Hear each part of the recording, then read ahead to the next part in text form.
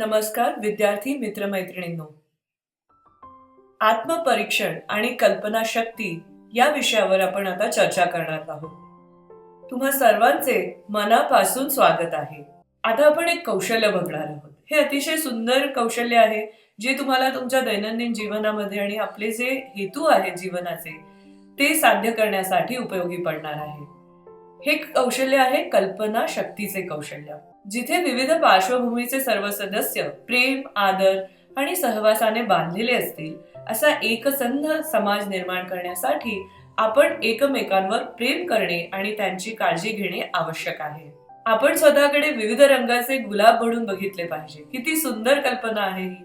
असे गुलाब जे एका बागेत सौंदर्य आणि सुसंगती निर्माण करतात आणि ज्यांच्याकडे प्रतिभा, कौशल्ये, अंतर्दृष्टी आणि अनुभव एकत्रित करण्याचे ताजेतवाने सामर्थ्य आहे.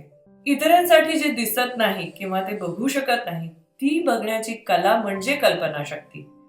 तुम्हाला स्वतःला जे करण्याची इच्छा आहे ते तुम्ही प्रत्यक्षात करत आहात अशी कल्पना करणे गरजेचे आहे.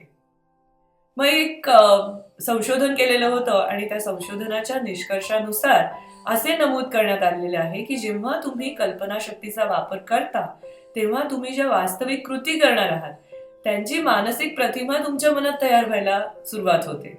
जेव्हा तुम्ही एखाद्या कृतीचा सतत विचार करत राहता तेव्हा ते काम पूर्ण करण्यासाठी तुमचे मन तयार व्हायला लागते. असे म्हटले जाते की आपण ज्याची कल्पना करू शकतो ते आपण साध्य करू शकतो.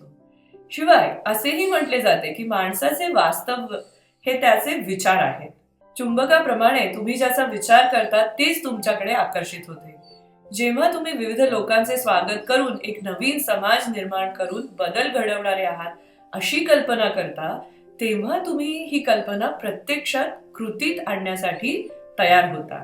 मग तुम्ही तुमची कल्पनाशक्ती कशी वाढवू शकता, अधिक विकसित करू शकता यासाठी काही टिप्पणी आहे ती आता मी तुम्हाला देणार आहे.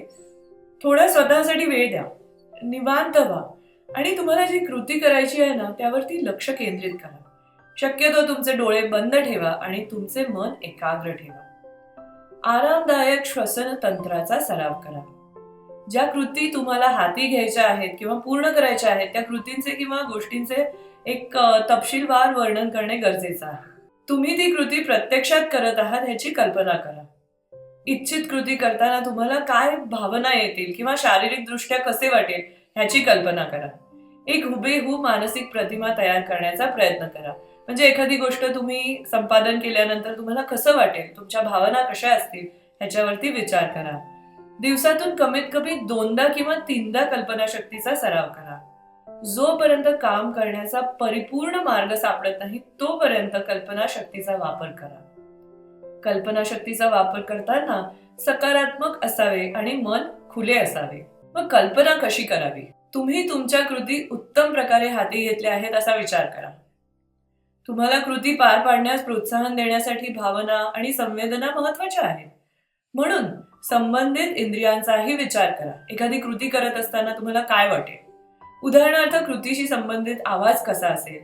कृतीशी संबंधित दृश्य प्रतिमा काय असू शकेल? तुम्ही काय साध्य करणार आहात आणि कसा आनंद उत्सव साजरा करणार आहात हे स्वीकारण्यासाठी तुमचा मेंदू आणि शरीराला तयार करणे महत्वाचे आहे. तुम्ही स्वतः कृती किंवा प्रक्रियेचा एक भाग आहात अशी कल्पना करा.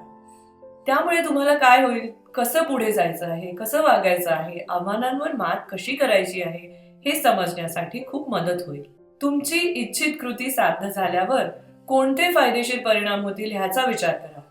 तुमच्यासाठी सर्वात प्रिय असलेल्या परिणामाची कल्पना करणे गरजेचे आहे. अधिक सखोलपणे कल्पना केल्यानंतर पुन्हा पुन्हा कल्पनाशक्तीचा सराव करणे आवश्यक आहे. फक्त एकदाच कल्पना करून आनंदी होऊ नका. जोपर्यंत तुम्ही तुमची कृती साध्य करत नाही तोपर्यंत तुमची कल्पनाशक्ती सरावात ठेवणे महत्वाचे आहे. आव्हाने किंवा अडथळे हे अपरिहार्य आहेत, ते येणारच आहेत. हे नेहमी लक्षात ठेवा. तुम्ही त्यांना प्रभावीपणे हाताळण्यासाठी मात्र तयार असले पाहिजे. प्रिय विद्यार्थी मित्रमैत्रिणींनो, अभ्यासक्रम व्यवस्थापन प्रणाली म्हणजे एलएमएस मध्ये दिलेले अध्ययन साहित्य आता तुम्हाला बघायचे आहे जे या विषयाच्या संदर्भात आहे. काही कृती दिलेल्या आहेत, अतिशय छान मनोरंजक कृती आहेत, त्या पण तुम्हाला पार पाडायच्या आहेत आणि अंतिम सादरीकरण कृती जी दिलेली आहे ती तुम्हाला सबमिट करायची आहे. त्यासाठी तुम्हाला लिंक दिली जाणार आहे. सो छोटासा आढावा घेऊया. या विषयाची चर्चा करताना आत्मपरीक्षण तुमच्यासाठी कसे फायदेशीर ठरणार आहे यावर आपण चर्चा केलेली आहे आणि कल्पनाशक्तीचे कौशल्य तुम्ही कशा प्रकारे विकसित करू शकता त्या संदर्भातही आपण काही मुद्द्यांवरती चर्चा केलेली आहे. धन्यवाद.